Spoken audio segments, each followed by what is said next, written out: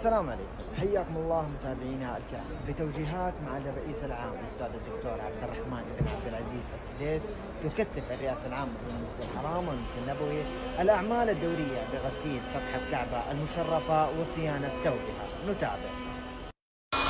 والان مع البدايه متابعينا الكرام، وهي ازاله الغبار من سطح الكعبه المشرفه يدوي وآلي.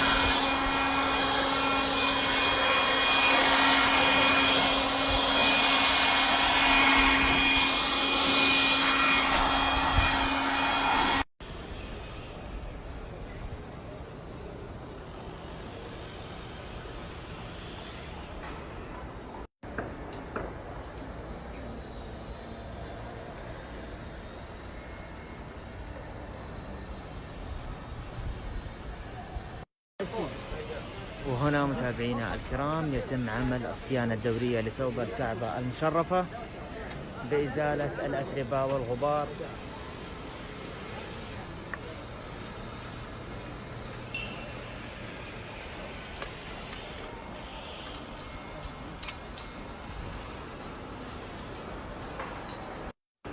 أعمال التطهير والتعقيم في المسجد الحرام لا تتوقف. هنا كما نشاهد يتم تطهير سطح الكعبة المشرفة، وهنا يتم العناية بثوب الكعبة المشرفة.